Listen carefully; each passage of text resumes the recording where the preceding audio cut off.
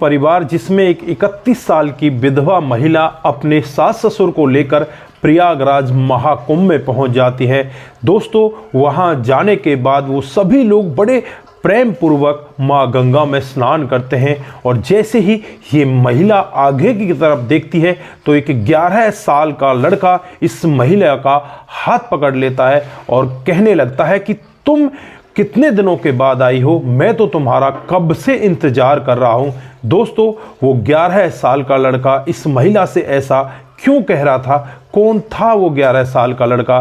दोस्तों, जब ये महिला उसके बारे में पूरी जानकारी लेती है तो महिला के पैरों तले जमीन खिसक जाती है।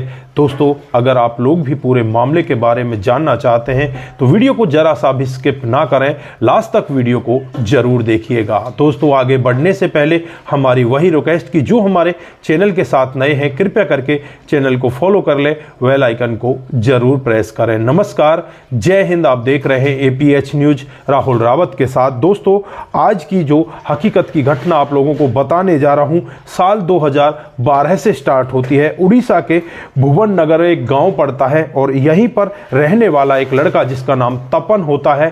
दोस्तों, उसके पड़ोस के ही गांव में एक और लड़की रहा करती है जिसका नाम पूजा होता है। पूजा की उम्र लगभग 18 साल हो जाती है, तपन की उम्र लगभग 21 साल होती है।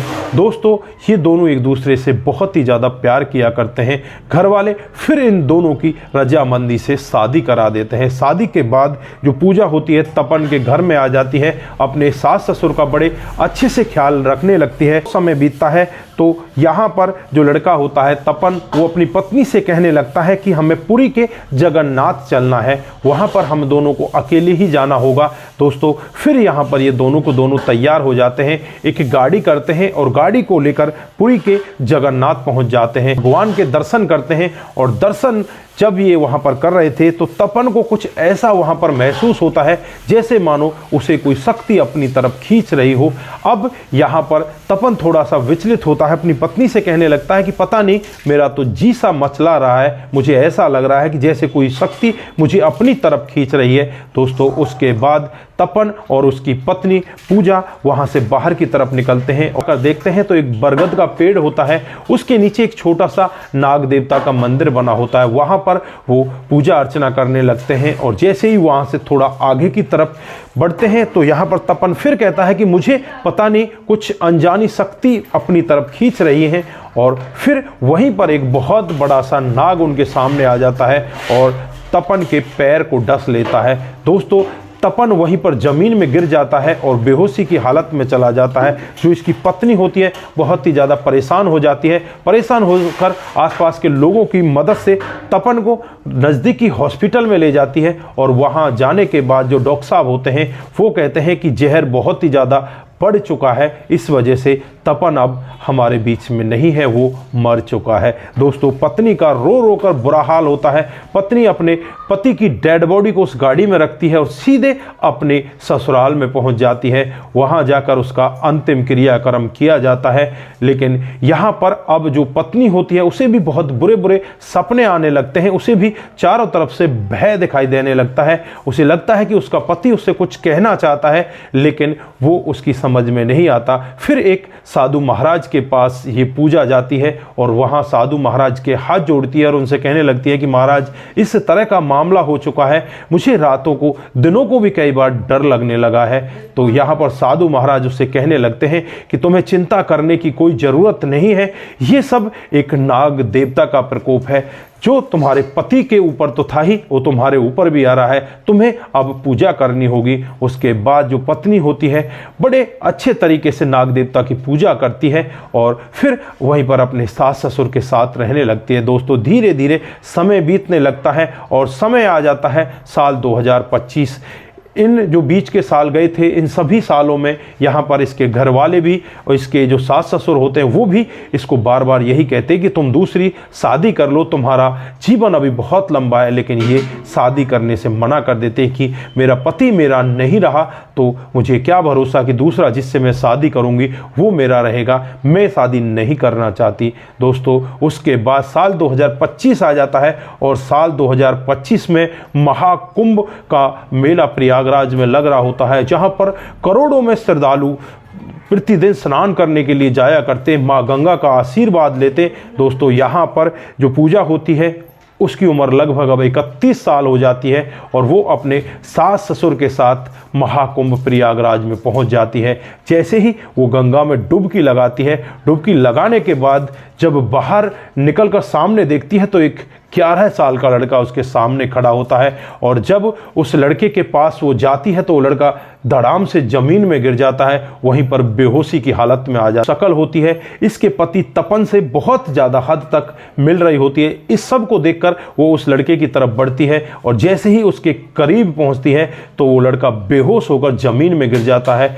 थोड़ी देर बाद जब उसे गंगा जल पिलाया जाता है तो थोड़ी देर में उसे होश आता है।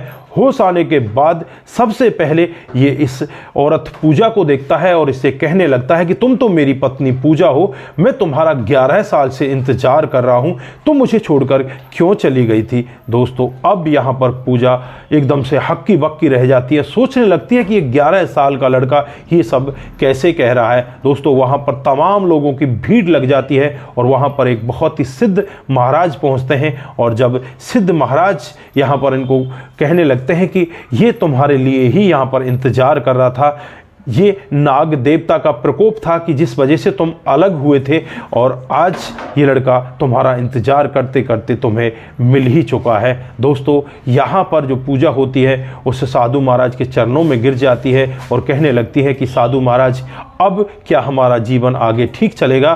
तो यहाँ पर साधु महाराज उसे आशीर्वाद देते हैं और कहते हैं कि आप प्रयागराज में आई हो, महाकुंभ में आई हो, यहाँ तो बड़े बड़ों के पाप कट गए, आपका तो छोटा सा पाप था, आपका तो पहले ही कट चुका है, आपने पहले ही नाग देवता की बहुत सारी पूजा कर ली है। दोस्तों अब यहाँ पर पूजा ऐसी बातों को सुनकर एकदम से दंग रह जाती है कि मैंने तो इस साधु महाराज को कुछ बताया भी नहीं, इसने मेरे बारे में कैसे जान लिया कि मैंने नाग देवता की पूजा की है और मैं इसकी पत्नी हूँ, ये मेरा पहले पति था। दोस्तों यहाँ पर साधु महाराज उसे पूरा वाक्य बताते हैं और कहते हैं कि ये तुम्हारा पति था और इस तरह से तुम मंदिर में दर्शन करने गई थी, वहाँ पर नाग ने इसे डसा था। तो महाराज की ऐसी बातों को सुनकर पूजा एकदम से धन्य हो जाती है और पूजा के जो सास ससुर होते हैं वो भी साधु महाराज के चरण छूने लगते हैं। लेकिन जैसे ही वो ऊपर उठकर देखते हैं तो साधु महाराज वहां से अंतर्ध्यान हो जाते हैं, वहां पर साधु महाराज दिखाई ही नहीं देते। लड़के को लेकर ये खुद माता पिता और जो इसकी पत्नी होती है सभी के सभी लोग अपने गांव आ जाते हैं, उड़ीसा आ जाते हैं और वहां आकर जब गांव के लोग बाग इस पूरे वाक्य को सुनते हैं तो कोई भी एक बार अपने कानों पर भरोसा नहीं कर पाता। लेकिन जब इस 11 साल के लड़के से पूरा वाक्य सुना जाता है और ये लड़का अपने जो यार दोस्त होते हैं उन सबको पहचान लेता है और पूरी कहानी उनके साथ में बताता है, तो हर कोई व्यक्ति इससे बात कर कर एक बार के लिए अचंभित हो जाता है कि हकीकत में ही पुनर्जन्म होता है। दोस्तों आप यहाँ पर क्या कहना चाहते हैं? क्या आपको लगता है कि पुनर्जन्म होता है या आपको अभी भी विश्वास नहीं है कि पुनर्जन्म होता है? आपकी जो भी राय है एक बार कमेंट बॉक्स में जरूर दीजिएगा। दोस्तों जाने से पहले एक बार सभी भक्तजन हर हर महादेव जरूर कहकर जाएं। आप सभी का दिन शुभ रहे। जय महादेव, जय जय माँ गंगा। नमस्कार, जय हिंद,